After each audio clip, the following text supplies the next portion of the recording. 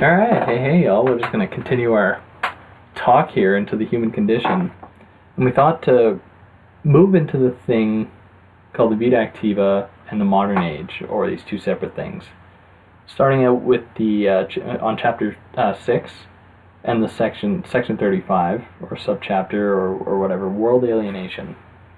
Mm-hmm. So she starts out by stating, 3 great events stand at the threshold of the modern age and determine its character: the discovery of America and the ensuing exploration of the whole earth, the Reformation, which by expropriating ecclesiastical and monastic possessions started the twofold process of individual expropriation and the accumulation of social wealth, the invention of the telescope, and the development of a new science that considers the nature of the earth from the viewpoint of the universe.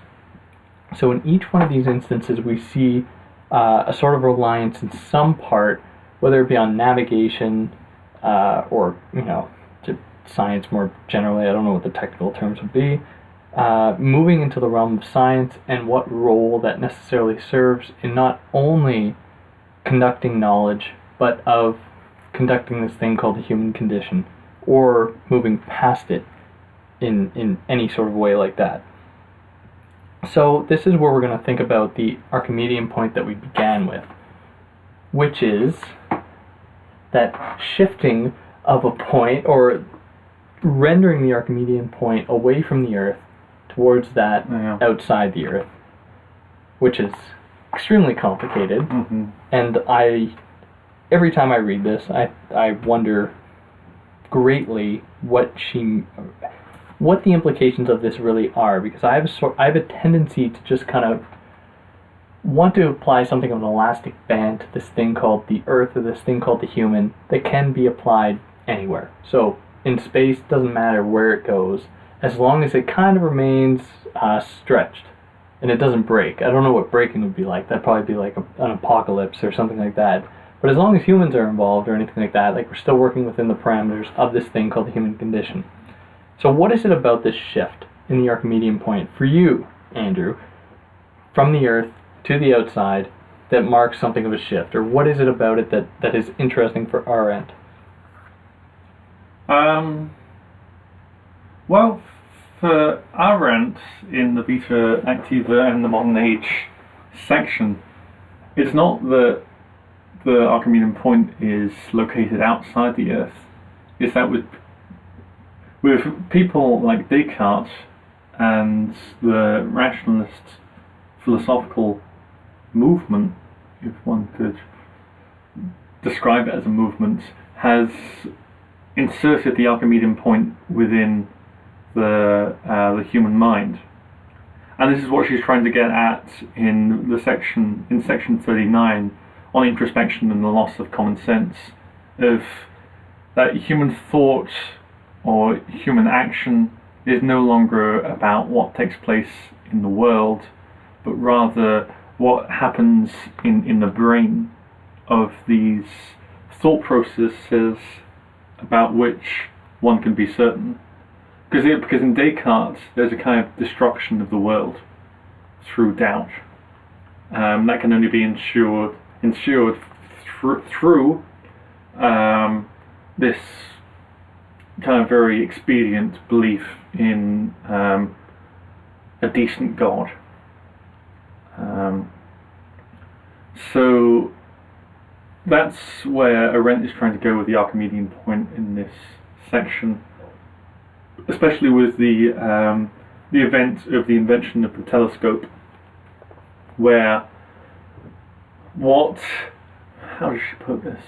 She puts it something along the lines of what has always remained outside the realm of human perception has been introduced to human perception through this tool, which means that everything becomes measurable to what can be experienced in one's own mind. Yeah, I have a passage here that I think it's the one you're referring to, or it's pretty close. In the experiment, man realized his newly won freedom from the shackles of earthbound experience. instead of observing natural phenomena, natural, not national, phenomena, as they were given to him, he placed nature under the conditions of his own mind, that is, under conditions won from a universal, astrophysical viewpoint, a cosmic standpoint outside nature itself. Mm-hmm. So that, I guess, universal objective gaze from the outside. Mm-hmm. Which can be placed anywhere. If you think about it, Arendt. Yeah. It's all about which place is most convenient for the particular goal. Yeah, there's a passage that I can't find, but it goes as follows, where for Arendt, taking apart the Ptolemaic system, the PTO. Oh yeah. No, I know what you mean indeed. I thought you were talking about the Talmud or something. I was like, whoa. No, I didn't realize she was discussing the Talmud in this book. I'm a new. That'd be very cool if she was talking about the Talmud, though. How do you pronounce that term, though? Ptolemaic? The Ptolemaic, yeah. Yeah, okay, all right. That's like before the Copernican. Yeah, exactly. System. Yeah. So what she says about that, and I can't find that, it's annoying me. In order to destabilize the Archimedean, or the Ptolemaic point, we actually didn't need to rely on like scientific advancements to give us the telescope or to give us anything like this. We could have arrived at that point via reason, or via the human mind itself.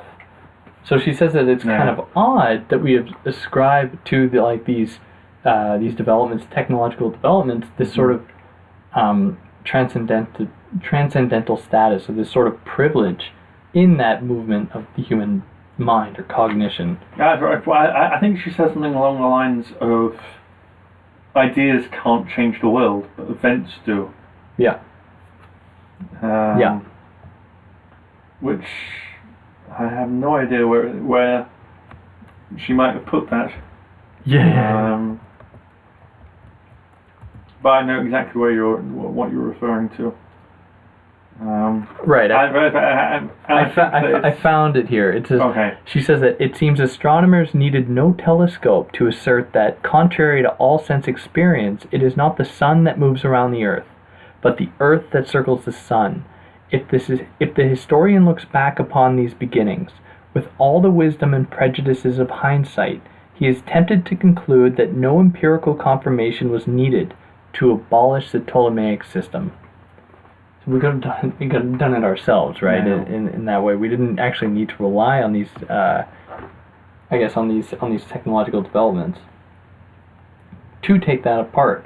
But these serve, and this opens up another kind of odd part in Arendt's text, because the fabrication of these instruments, notably the telescope or anything like that, is at the hands of Homo faber, right? So the working individual serves something of a role in the construction of these tools that are then used by certain people that can, be great, or can then be excellent by the use of those very tools.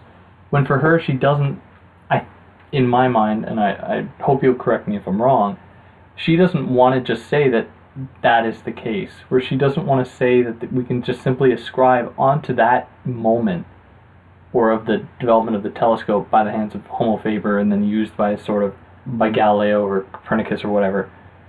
We cannot say that is an extension of that Greek experience, or of that human condition experience between labor, work, and then action, because now we've entered into this realm of the scientific, or whatever term we could place there, and that has had a significant impact on what it means to be that very human figure, that very human thing. I don't know what you think about that, if that's fair to say. It's all associated with the condition of what she calls world alienation. Yeah. The difference between the Greek thinkers saying, oh, maybe the Earth moves around the sun, and the invention and use of the telescope, is that the world is the Earth, I suppose, is no longer the most important point in the life of the human being. It's an arbitrary location, rather than an artifice that we've created and to which we belong, and to which we should contribute through labour, work or action. And she kind of makes, I don't know how justifiable this conceptual move is, but she makes the move from Galileo to Descartes. Right. And her argument is, well, Descartes kept up with the progress of Galileo. Galileo was really what inspired Descartes to continue with his product, and that was the catalyst for most modern philosophy, which expresses in philosophical terms the experience of world-ending nation. Definitely with Cartesian doubt, and also with the Kantian argument about the thing in itself, where the world remains outside of human experience to a degree. Where were we going? I was wondering about thinking, like, just transposing these elements of the human condition with work, labor, and action onto another epoch. And onto another epoch, and like which or like epoch? I was thinking about the relationship between the Copernicus and Homo Faber, the person that constructs the telescope. But I can put it in another way. How can we say that excellence does not manifest itself today still? Because there are celebrities. Well, but then there are like super celebrities. Like everyone knows who. Now I'm blank. Yeah, no, I mean the Michael Jackson. We were discussing this the other day, and how Jordan Peterson's described as the best Canadian public intellectuals. Yeah, exactly. Yeah. I mean, if we were to make a kind of ironic argument, Jordan Peterson doesn't exist. He exists for the purposes of selling books. Yeah. You know, he's the intellectual of labour. Right.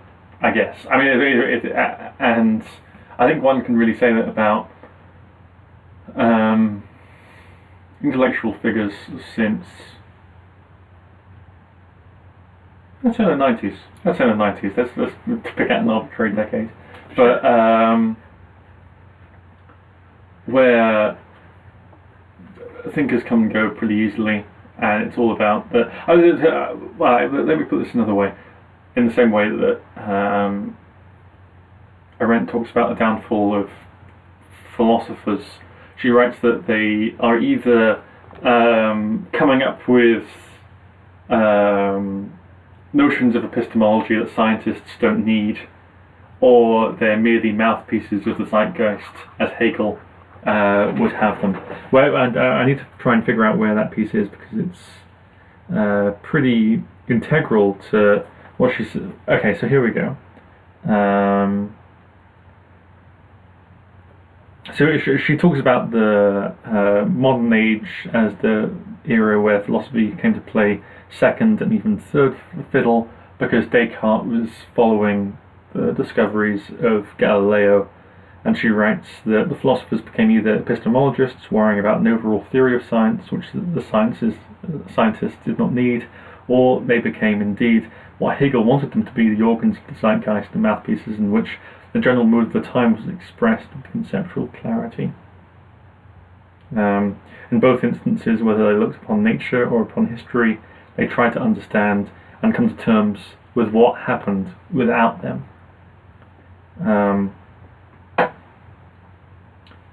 And this is the complete loss of what she describes as the vita contemplativa.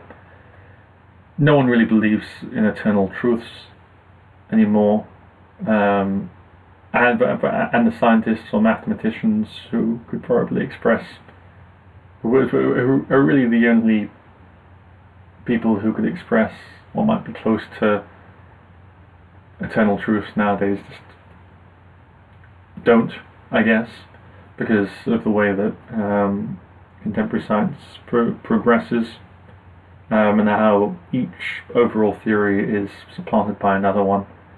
So there's always that contingency within the science and mathematics as Right. As an activity, and it does feel like philosophy needs to fall into each of those two subdivisions. Either you're an analytic philosopher who's doing bioethics, or you go into continental philosophy and try to figure out how Marx was right in the 21st century. Right. And there's no one who is doing what Socrates did, or like Aristotle did in the same kind of What would sense. that look? I mean, what would that look like? I mean, we referred to Jordan Peterson earlier, and like he definitely falls into the zeitgeist camp because he's like a politically convenient. Yeah, he's a charlatan. Figure. Yeah. Sure. Yeah, that's how like he is in. And also like Zizek and like the people who are actually. Yeah. Like Zizek is. Yeah, here or there, but like we could name a bunch of other philosophers who were definitely in the kind of vocalizing the zeitgeist camp. Yeah. Because in and this and on another note, this is why Arendt identifies as a theorist rather than a philosopher. So she's excluded from this. Yeah, because she wouldn't say that to herself. Like she's able to transcend this or something.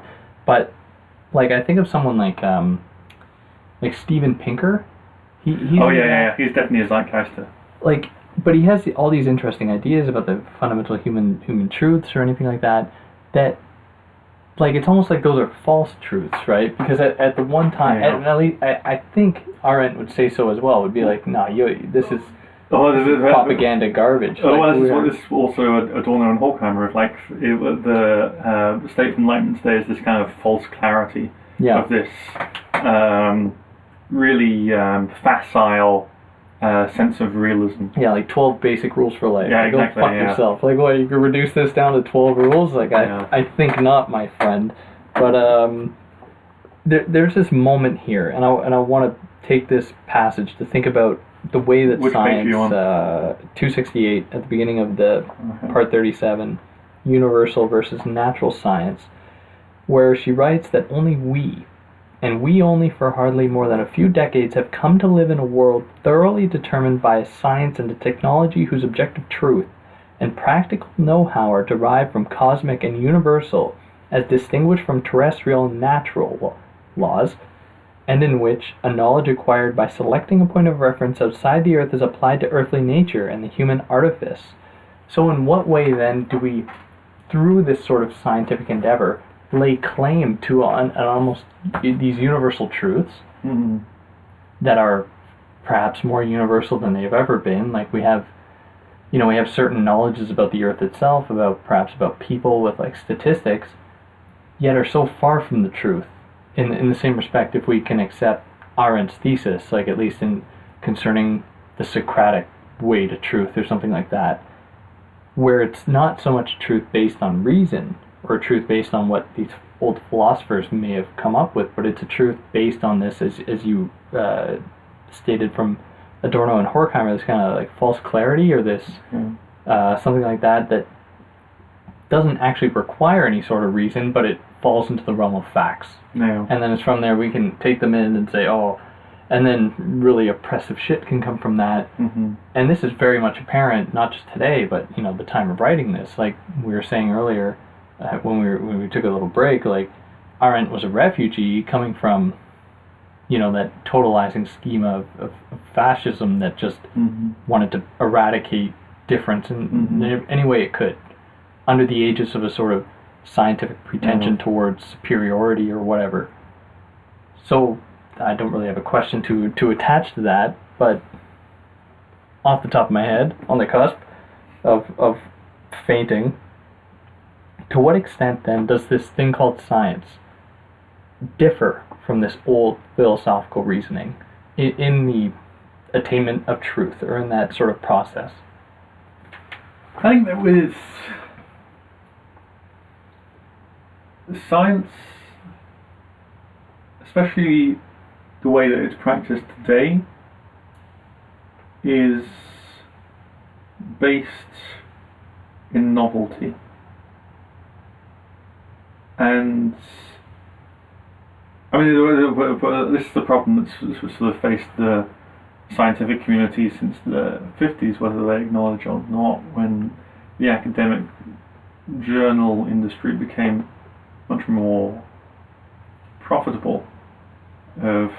People had to publish research to get professorial positions. Yeah.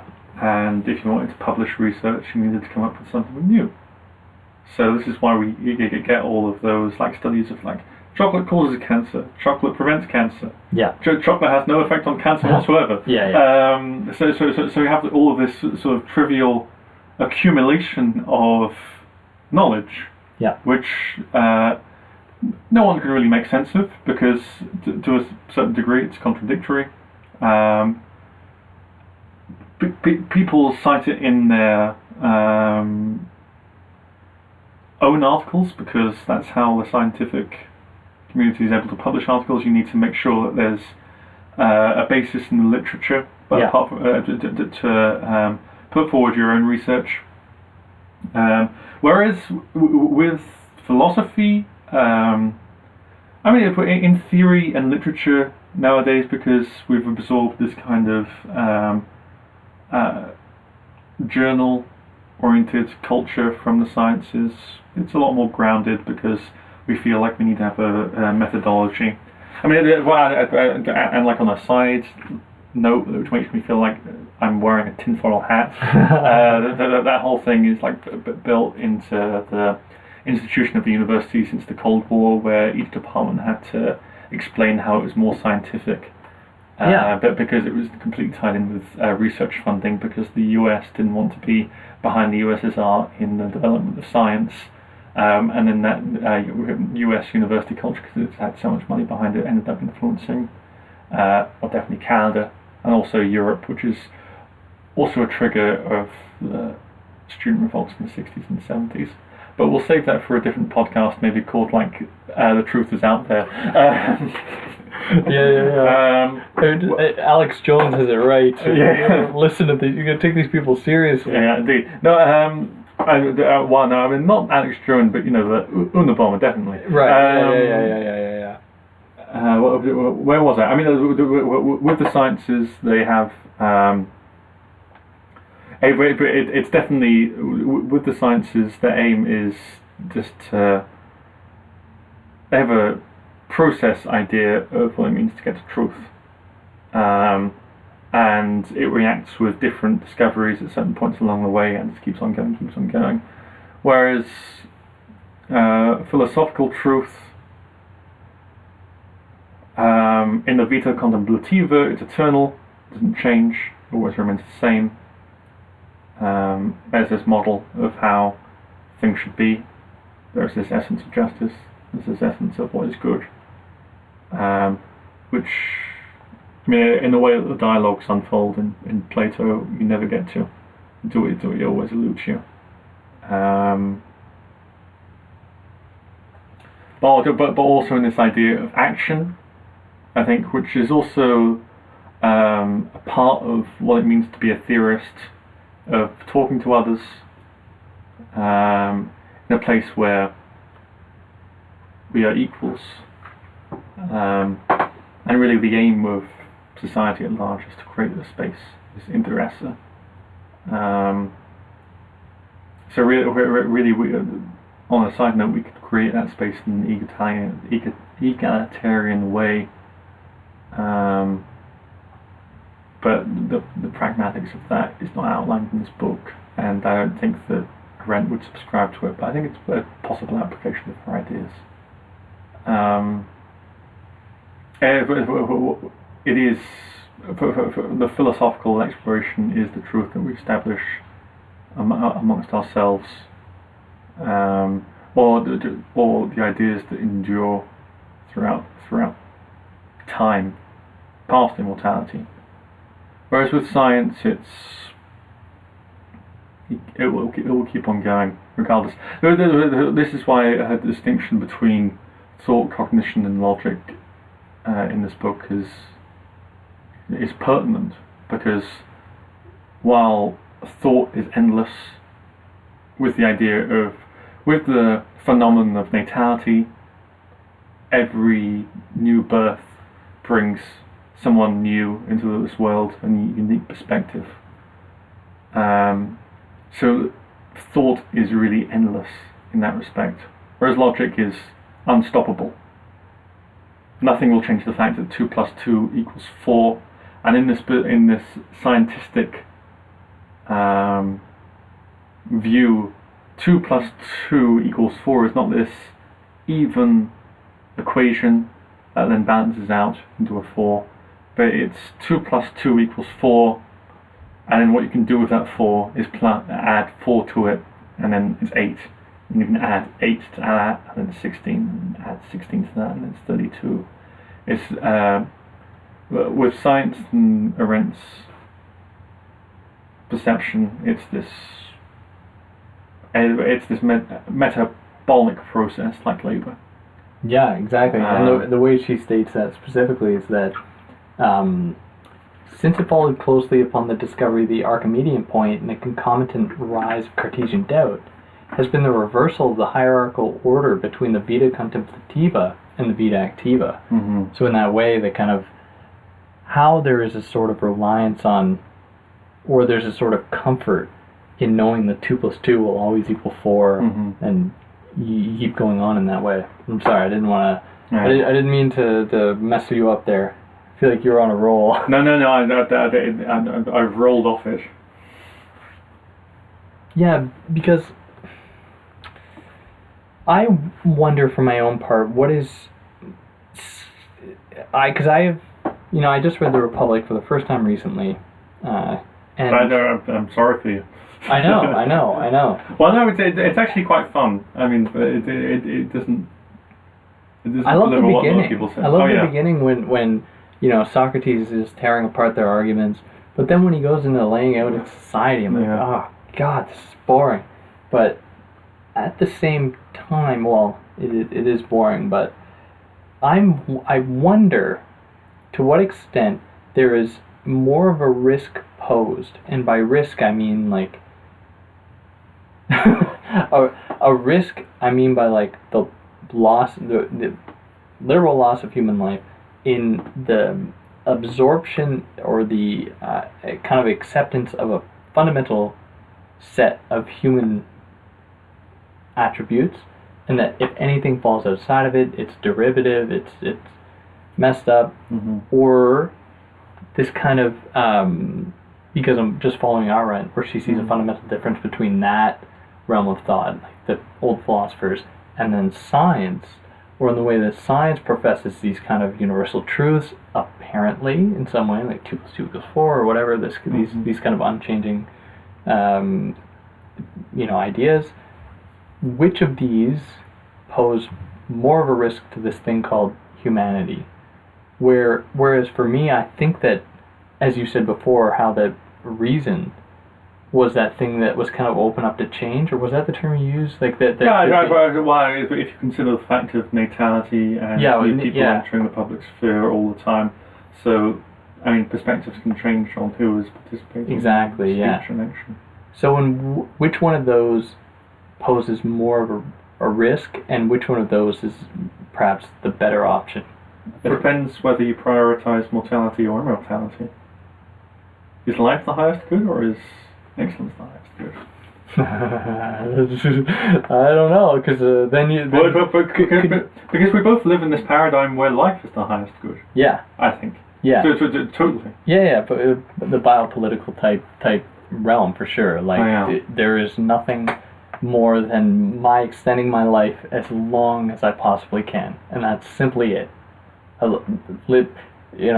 Keep calm and carry on type thing. Like, just do your thing. Which is why Arendt wrote this book, because without this book, the kind of the immortality is the highest good would have just completely died off, and we'd never talk about it. So, do you think then that it was this transition, or starting to think about life in terms of mortality, that spurred on, the atrocious events of the early 20th century? Because this is very much in the back of her head, I think. Like, she just left Germany. Well, I guess a few years ago. This is the mid 50s. This came out. Yeah, mid 50s. I wonder if I'd be curious. Hear me out on this. I will. The Origins of Totalitarianism came out before this. Yeah. And that's her book about Europe. Yeah. The Human Condition is her book about North America. Okay.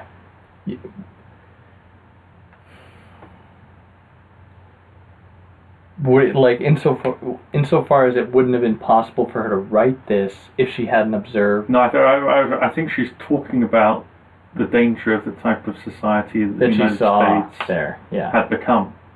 Because you read her comments on that society and you're like, she's writing in the United States in the 50s. Yeah. That's what that's but not in, like, example in her head. Adornian type way either, though. This was something a little bit different than the just simple... I think for her the time scale was much larger. Yeah, sure. With Adorno, he was thinking about, like, achromatic music that he was writing in Austria in the early 20th century. Jazz sucks. Yeah, indeed. It just satisfies you too much. Yeah. Whereas with Arendt, it's like it's a book of someone from Europe trying to cling on to what makes sense to her in a society that doesn't make sense to her. So if I could frame this another way, what do you think, or where would fascism, or the Third Reich would fall in her framework here? In the human condition specifically? Yeah, in this kind of distinction between the scientific type thinking and the old philosopher type thinking, or whatever. Like, these both claims for...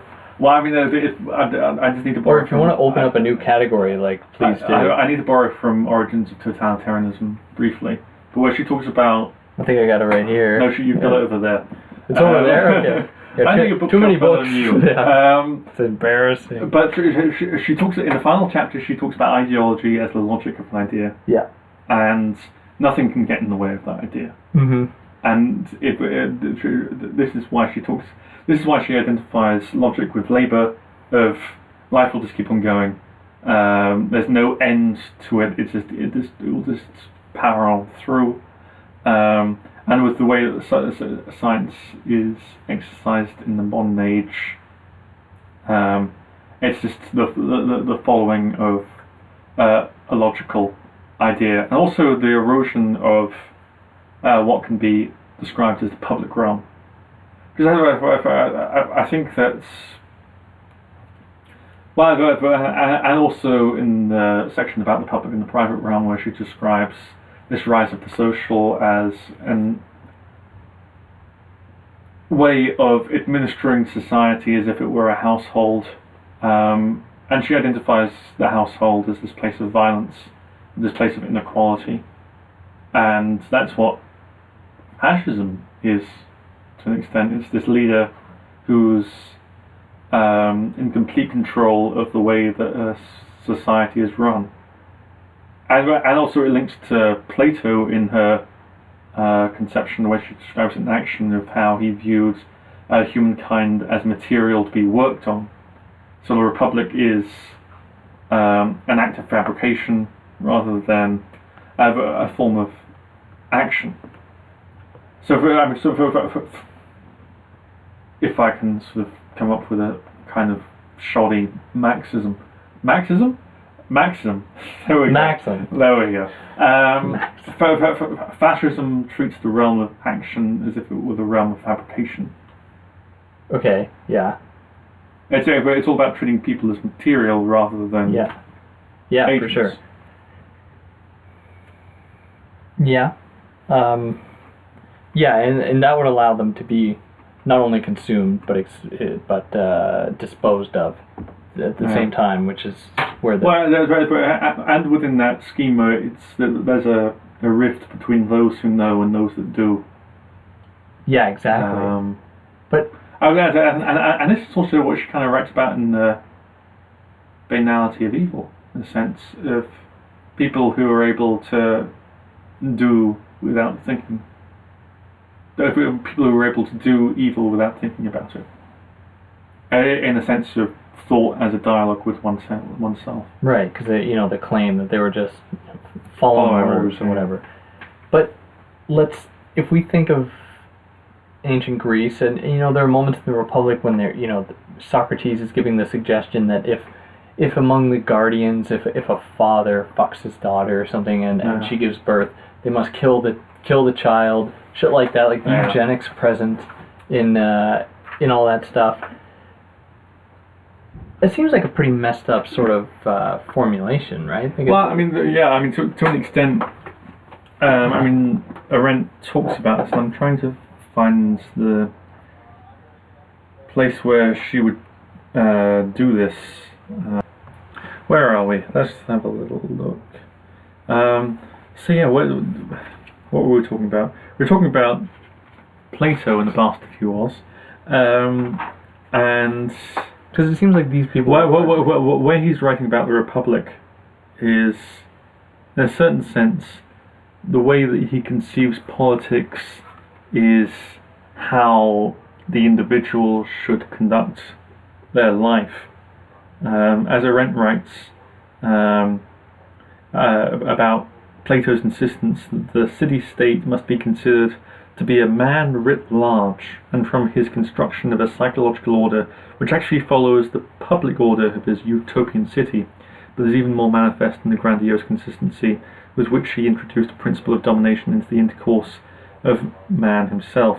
The supreme criterion of fitness for ruling others is, in Plato and in the aristocratic condition of the West, the capacity to rule oneself.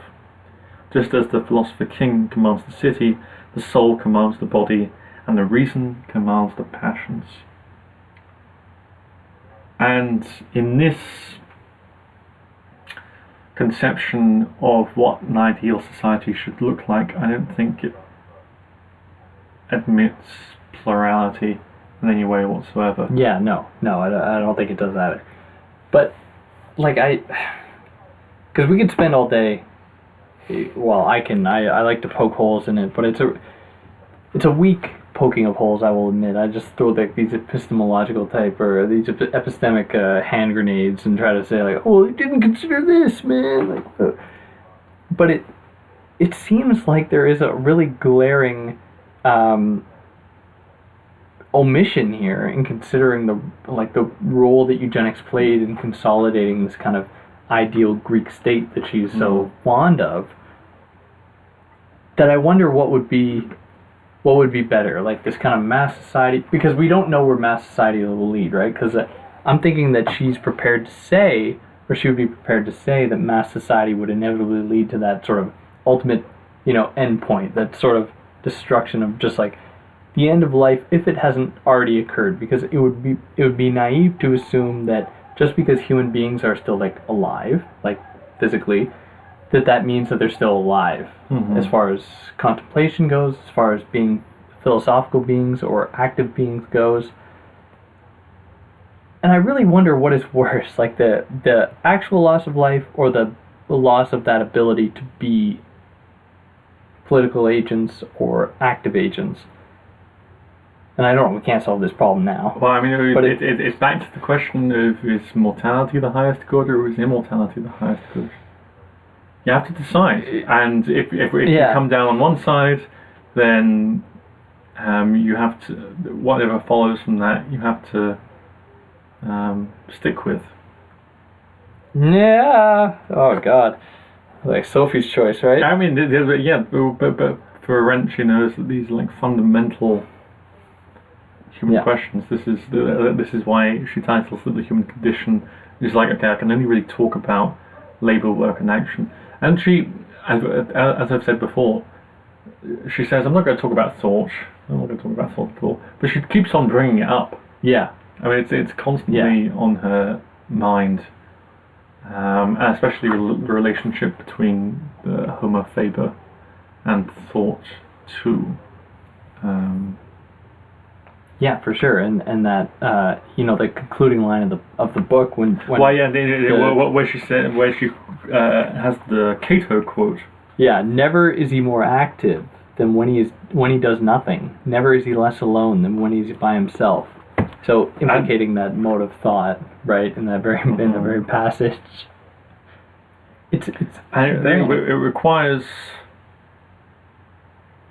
all of these prerequisites that she outlines in the book. Yeah. It requires labour, it requires work, it requires action, it requires the public sphere, and definitely requires the public realm too.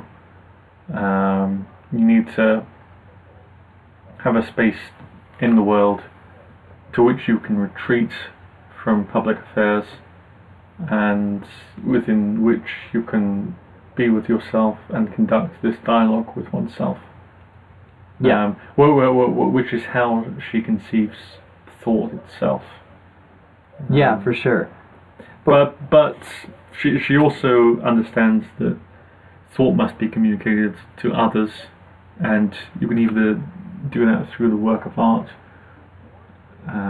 or through writing, through the form of the book. So in that capacity, I wonder what options are left to us, because the way you just framed it, it seems as though there are there are possibilities, right? And being able to writing is possibly one such possibility, but then we're also surrounded by garbage, like even in this realm of philosophy, or at least what we've given that title. And it makes me wonder what, just say it again, what options are left to us at this point to sort of maintain this idea of the human condition that Arendt has laid out, if that is even possible? Or is it like we're screwed, we've gone too far in this realm of the masses, or in mass society more generally? I wonder about what we're doing right now, because we're sitting in the same room together and discussing this philosophical text and really diving into these deep issues, and her advocacy for the public realm, for this durable space of the world, is to ensure that this inter-esse between us keeps on going, and it doesn't just kind of evaporate as soon as it comes to an end. Yeah. And she appreciates that, you gotta feed yourself.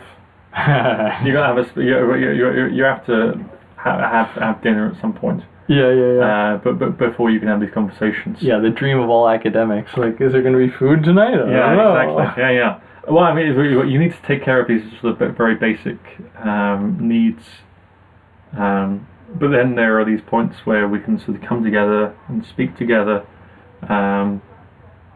and disclose what we think in private, disclose who we are to one another, through our speech and through our action, which is distinct from what we are. Yeah. For Arendt. Exactly. So there is the possibility then of realizing this phenomenon today, right? By a sort of transposition, right? Just kind of taking sort of same parameters, the same kind of characteristics indicative of the labor, work, or action, and applying them to the ways in which they may be realized today. Because for us it's like labor is like because at least for us, like, people in school, like, we're pretty well taken care of. We have shelter, No. basic food, stuff like that. So, like, labor is really like, oh my God, am I going to get, that little extra bit of funding or whatever? But also bear in mind that the reason that we're able to, the reason we're able to enjoy this privilege is because there are people, Oh yeah. who are fighting for minimum wage at Tim Hortons and all of that sort of stuff. I didn't build this house. Like, yeah, exactly. We are dependent on this sort of web of activity. So, I mean, this is something I kind of find frustrating when people go against, like, Hannah Arendt in seminars, and, like, she's all about this kind of slave morality. I'm like, well, so are we.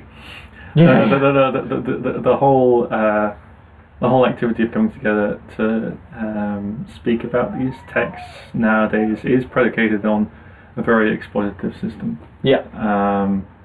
I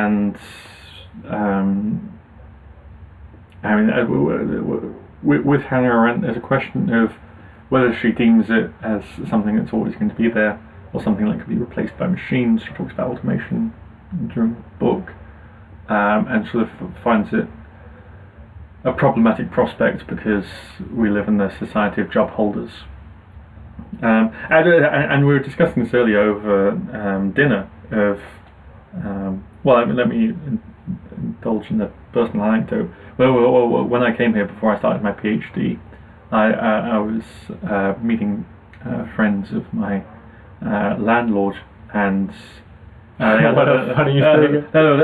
They asked me what my PhD was in. I was like, I'm studying, I'm doing theory and criticism. And their first question was not like, oh, so what does that mean, or like, what's your research, or what interests you? It was like, what kind of job are you planning to get after that? I'm like, it's 4 years at minimum. I have no idea what kind of job I'm going to. I don't even know what I'm going to write about yet. Oh yeah, what job I'm going to secure. I mean, no one really knows what they're going to be doing for 4 years.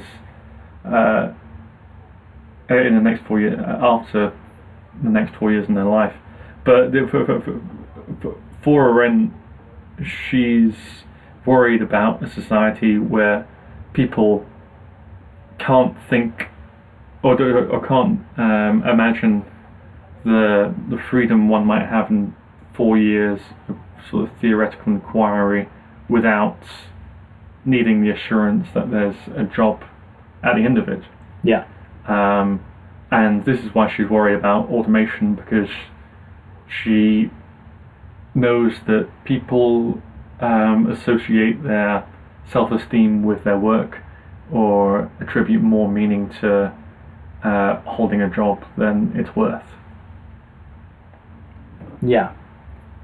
Because these, whatever we'd consider to be work today does not fit into the same kind of human condition categories that she's laid out, or it doesn't give us that same sort of connection to not only ourselves, to the world. And we take from Marx in that way. Anyway, except for the artist, she writes about the artist as being this only refuge from the absorption of the homo faber into labour, which is an argument that might not have survived the pop art movement, or like New York in the 80s, where the art market was pretty rapacious and artists were very conscious of their work as commodities, and especially with people like Warhol kind of provocatively reflected on that commodification of art, especially in like a piece like Money, which is just a painted dollar sign and it sells for millions. But she writes about art as being arbitrarily priced. So that's another thing. I mean, I do like this idea of the artist as being this identity beyond commerce, and something that might survive this society of labourers, which is also the kind of direction that Marx and Engels go in the German ideology. But I think that since the 80s and the 90s, and definitely into the last 2 decades, the artist has become more of an entrepreneur and more about especially what Foucault describes as the entrepreneurship of the self and this kind of embodiment of human capital in the sense of the monetization of that which should not be monetized.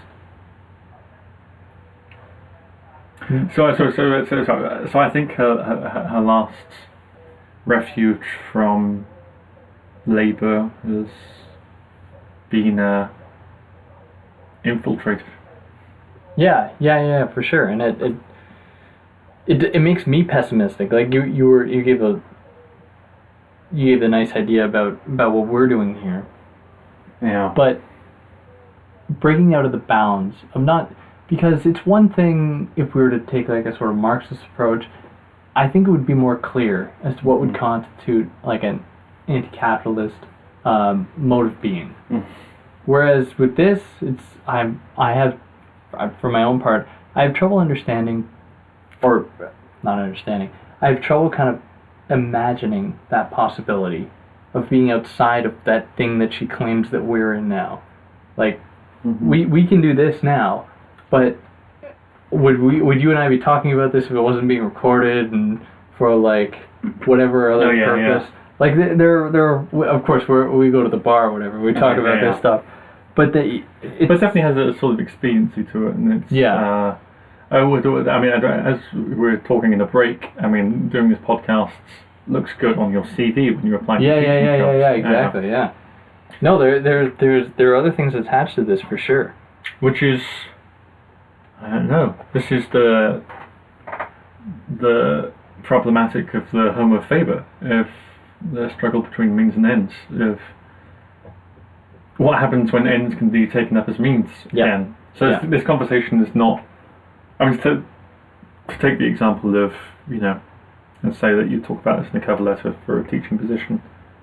It's no longer, this conversation is no longer an end in itself. It's no longer this kind of merely theoretical discussion. It's a selling point. Yeah. It's a means for something else. And the people of action are supposed to secure the meaningfulness of this activity, so it's not just understood as an object that one could use for something else. Yeah. But for Arendt, you only put people who are using action in a certain sense to the scientists who are introducing processes into the world that weren't there before. And this is why the disappearance of the public sphere is a tragic thing, I suppose, because but that space was a place where meaning could be agreed upon, and it would be stabilized in that space. Yeah. So what we are doing would have that kind of meaning, this kind of ideal of liberal education, of this non-efficacious learning. That really has no other point than to develop citizenship. Yeah, for sure. And humane intellect, which also really, if you think about how liberal education was conceived in the mid-20th century, the idea of the liberal education as creating citizenship was just really another means to an end, and it was a way to resist communism. Yeah, no, exactly. At all costs, we have to resist this. But so I think it is.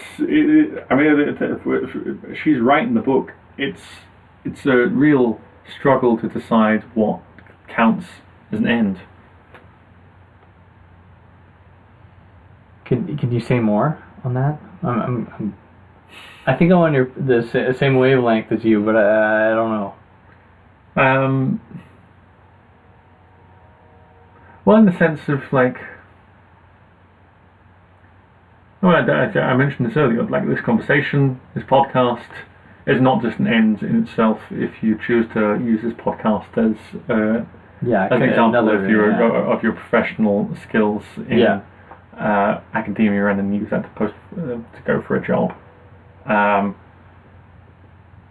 So what is meaningful is something that cannot be utilized for another purpose. I think this is what she's trying to get in the work of art, because these are the most worldly of objects in the sense that they cannot be used. For another, they exist for their own purpose. And I think she's writing about a specific milieu that after this book just gets completely exploded. Well, it's almost kind of exploded before she writes this book, if you consider surrealism and Dada and futurism. Yeah. I mean, she's got this very kind of, it's not a romantic idea of what art is, probably more like a Renaissance idea of what art is.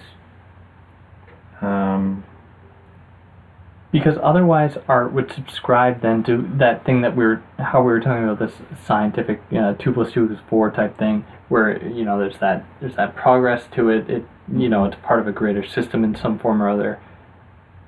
But you're saying that the work of art for Arendt is something that stands not only alone, but is in of itself the only thing that constitutes itself as being like great or excellent, right? It's supposed to stand almost outside of. Mm-hmm.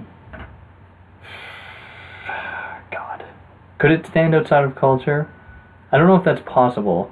So let's suspend that for now. Just say it's something that's just great in and of itself. Well, it's something that can exist outside the human artifice. Let's say that, which for Arendt broadly is culture.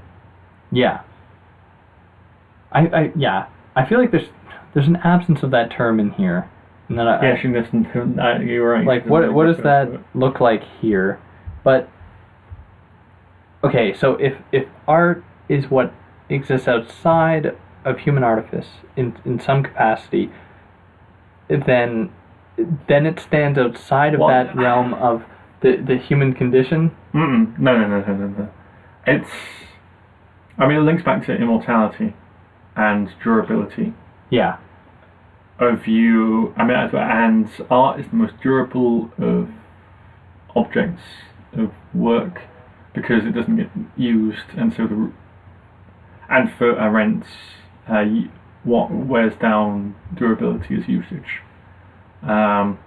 So for Arendt, the work of art is the only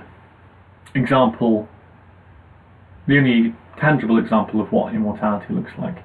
It's the work of mortal hands that becomes immortal, and this is what she's trying to demonstrate. What she's trying to illustrate about the idea of immortality, because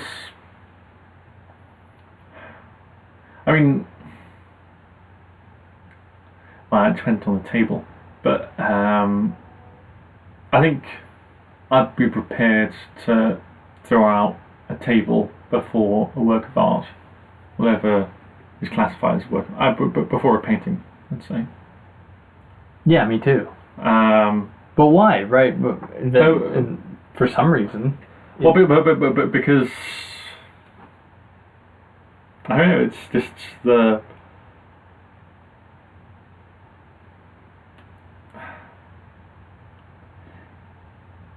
Well, for one,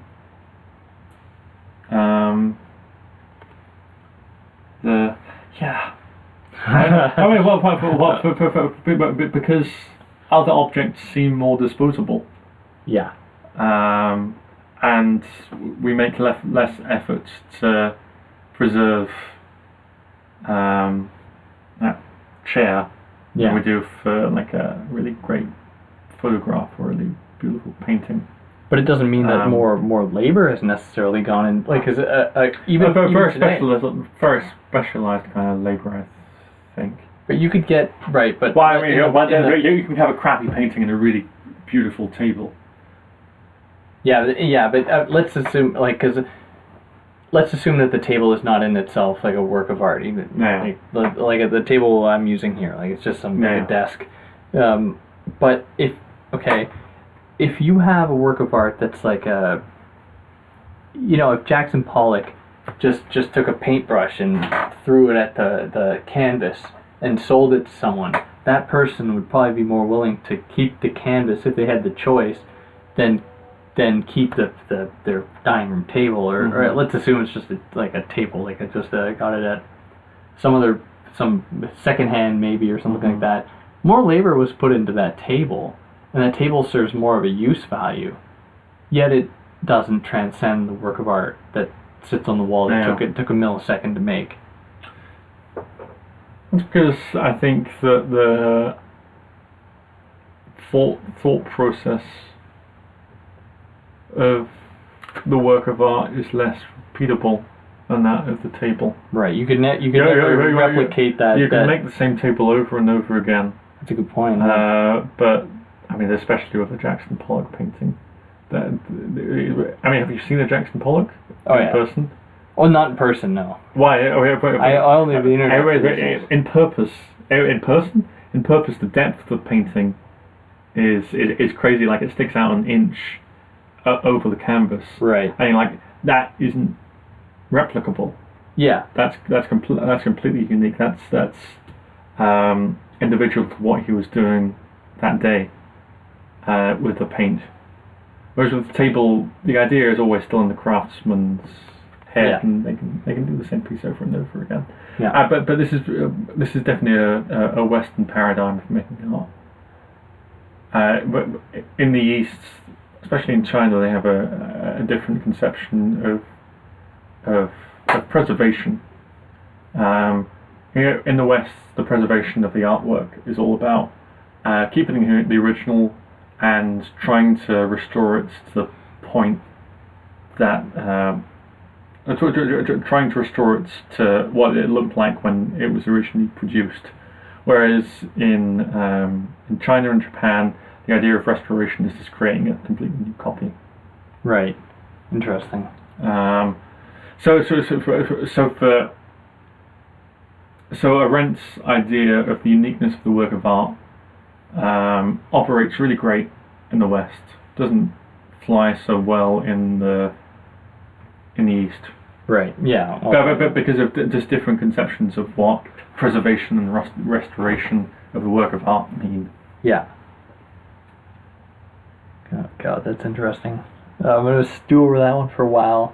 Yeah. Especially as if you start to consider a table that is treated like work of art, like someone like a master crafts. Well, it's like one of the really great sofas, the Chesterfield or the. Yeah, I don't know. You know what I mean, like the a good sofa. a great sofa. I mean, like the people rave about these items of furniture all the time. It could be a Chesterfield. I've heard that term before. I don't know if it's like no. Chesterfield is just something that I've come up with. It's very close. It's also sung about the Bare Naked Ladies song. So this is Canadian culture. You should understand this. Full frontal. Bare Naked Ladies are not exactly my cup of tea, but yeah, but are they your bowl of poutine? Well, the cup of tea is you, man. The cup of tea is you. Anyway, where were we? The table. The table. Yeah, I mean, this is what the Bauhaus was all about, which I think provides a good counterbalance to Arendt's argument about the work of art and other works of fabrication, with people like the Bauhaus, where they were trying to make these ordinary objects like chairs and tables into works of art. So I feel like Arendt's distinction between the work of art and the product of fabrication doesn't go that far. I mean, it's great on paper, but if you run with it, then it doesn't. It doesn't cover the distance. Yeah. Or it didn't come up with all these different contingent scenarios. Yeah. Arendt is definitely a thinker that you have to take on her own terms. Oh, for sure. Yeah. No, really, you do. Yeah. But I love her for it. I really do like this book. Yeah, I don't know. What else? You got anything else? You want to talk about anything else? I would like a glass of wine. All right, we'll stop it We'll there stop then. for a second, yeah. I mean, I could... So, irreversibility, unreversibility? well, no, I mean, I don't know. I have a glass of wine, you have a bottle of rum. So, well, I think we really need to deal with unpredictability first. Unpredictability, that would fit. Yeah, so I mean, for Arendt understands that there are two problems that arise out of action the same way that there are problems that arise out of labour and work. I mean, she's not like an uncritical advocate of action by any means. But what she does conclude is that these problems of action, irreversibility, unpredictability. Earlier in the book, she talks about anonymity as a problem of action, but she doesn't deal with it, or at least she can't find a solution to it. Or at least she doesn't find a solution to it in this book. But in the final sections of action, she talks about the power of forgiveness as a way to cope with the irreversibility of human action, of when you do something in the world and you initiate this process that triggers a chain reaction of reactions and actions.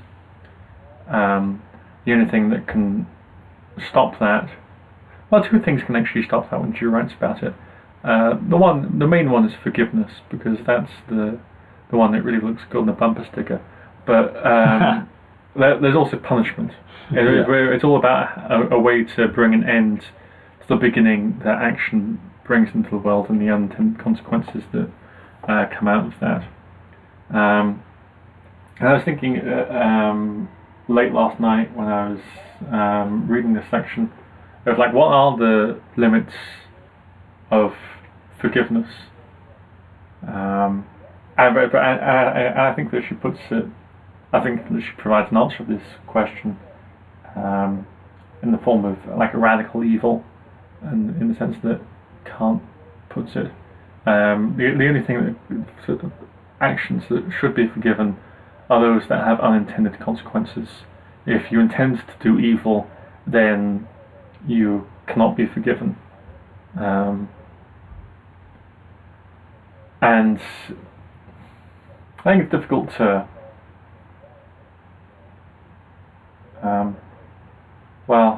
how should I put this?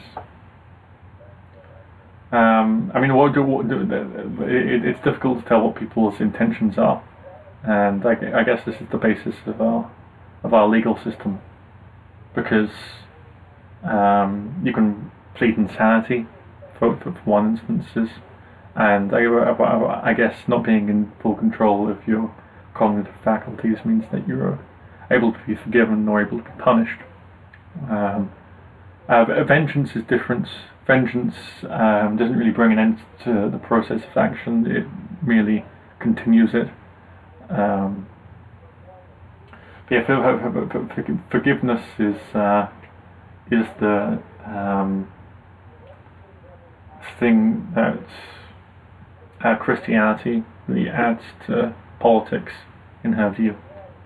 And then there's unpredictability, which we kind of discussed earlier, of providing a kind of stability or sort of certainty to the human world. And I mean, when we're born into the societies we're born in, we take on certain responsibilities, or people are responsible for us as our guardians. But we have these kind of responsibilities of don't kill anyone, or don't play your music too loud past midnight. Yeah. Those kind of things, which sort of means that people are able to go along their everyday business without fearing for their lives, because if you try to imagine living in a world of complete unpredictability, the fear would paralyze you, I imagine. Yeah. So the power to promise means that we can sort of wake up in the morning and just live relatively normal lives. But I mean, and within that, there's the sort of stratification of privilege, which is something that Arendt doesn't address. But I think that it's good that Arendt addresses the shortcomings of action, which take on a strange tone in the section Vida Activa and the Modern Age, where she talks about the process. I mean, where she continues her discussion of the process character of action, and I wondered about global warming, in the sense of human beings interfering with natural processes, and that and in these processes continuing or reacting to certain other human actions and building in consequence and complexity, because that's where, I mean, that's the most pressing outcome of human action today, I suppose, which would probably outrage Arendt, because it is a threat to not only the human world but the earth, and both of those are really the foundations of any conditions of human life. Well, that's a nice depressing note to hit there.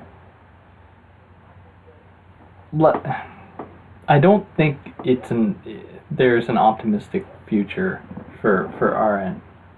Like, I don't think that we can kind of reclaim something that she would deem to be, in the service of the good. But I was a little bit confused. I wonder if you could elaborate on it a little more. What role action plays in terms of forgiveness, if any at all? Let's turn to the text. So here we are. You just got it like that? Yes. Just open it straight up. Pretty impressive. Yeah, forgiveness. I see. Yes.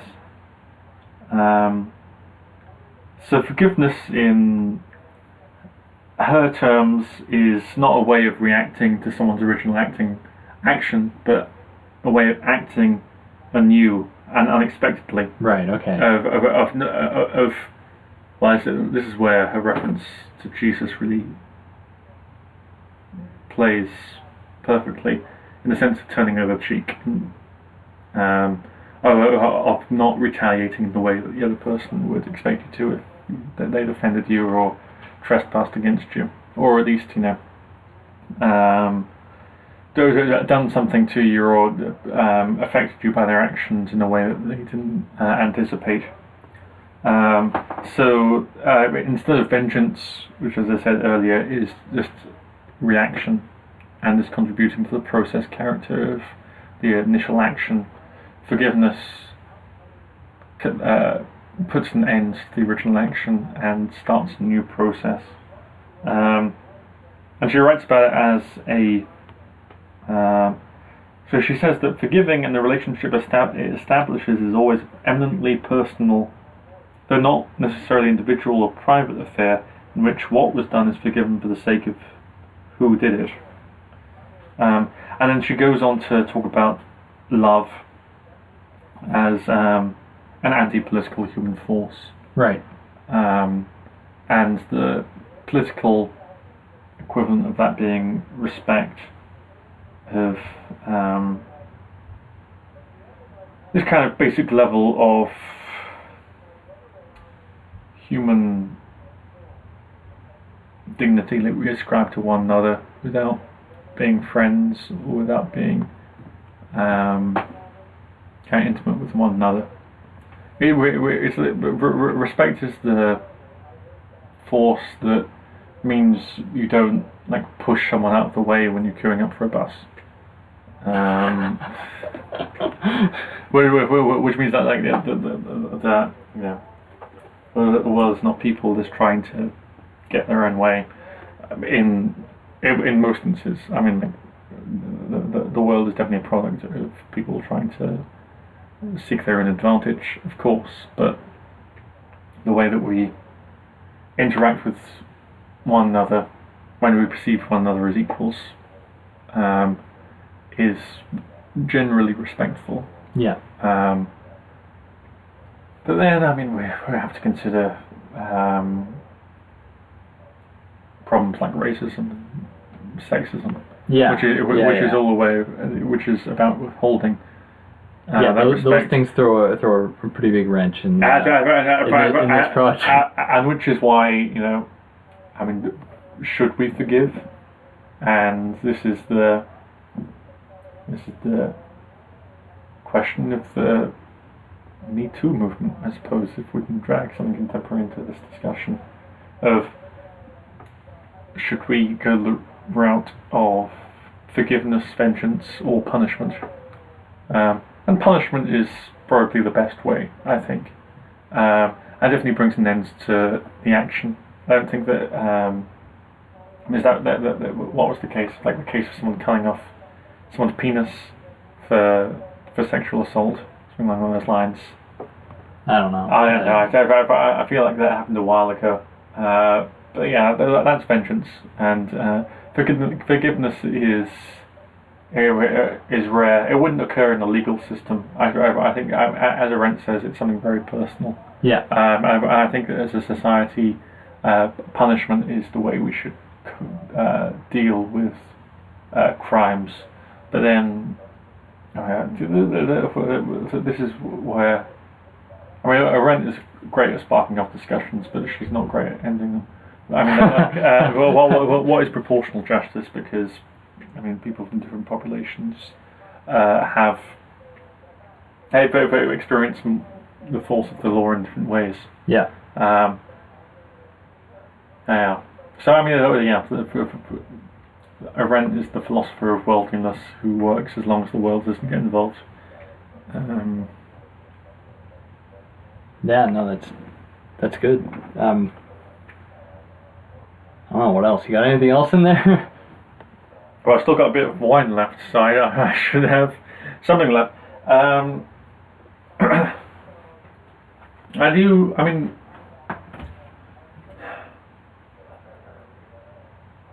Why do you think people have taken up Arendt again? Because, I mean, she's popular again, especially after Trump. I mean, the origin of totalitarianism was a bestseller after the election.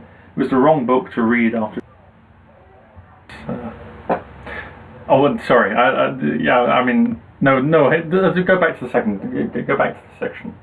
Yeah, it was the wrong book. No, don't pretend that this is fine. Don't pretend that you didn't press the pause button and then we have to do this whole section again. It was the wrong fucking book to read after the American election, because in the first section of that book, she says that nationalism is different from totalitarianism, and Trump is a nationalist. So I think Origins of Totalitarianism was the wrong book to read after the American election.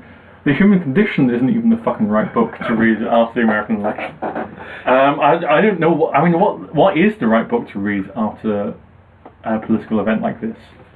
I don't know. What is the right book for our time? Why is Arendt selected as one of the guides for us? Because, as we've discussed, there are a lot of things she puts in this book that are outdated and impractical and irrelevant. But she's popular, and maybe it's just the readability of her prose. Maybe it's just because the people with the rights to her books have more money, so are able to publish it quicker. Who knows what the reasons are? I mean, but we're definitely at a stage where people are desperate for answers of some sort or another. And then they play on to like the science thing, like the Neil deGrasse Tyson or the Sam Harris types that give them that purport to give them these answers, right? To get them out of these holes, these ruts. Well, I mean, definitely with Steven Pinker. I think that Steven Pinker's new book on the Enlightenment has just come at the time. After the Trump election, where a lot of liberal-minded people are like, "Oh my God!" Like this is the classic Obama phrase of. The arc of history may be long, but it tends towards justice. Yeah. And a lot of people who are liberal-minded sort of latched onto that and like, America is just generally tending towards this more socially liberal society. All we need to do is just reform and reform and reform. And then Trump happens. And they're like, oh my goodness, maybe history isn't linear. And then Steven Pinker comes along and goes, no, just look at these graphs. We're on the way up. We're on the way up. We're gonna get there. And he doesn't take account of rupture at all, and doesn't take account of the passions behind reason. And Arendt, to a certain extent, doesn't do that either. I do wonder where she puts passion in her conceptual system at all, because she's definitely critical of Plato prioritizing reason over passion, but then she doesn't really have it anywhere in her book at all, except for love. But love for her is definitely a anti-political force. So maybe she is just as guilty of the crimes that we accuse of these other kind of pseudo-enlightenment figures of our own time. Maybe people were having the same discussion about Arendt in the 50s and 60s of going like, she's just this liberal apologist who's... No, I don't think that would happen. I mean, she's too pessimistic for that sort of stuff. Yeah. Like, she wouldn't fit into that category neatly. Like...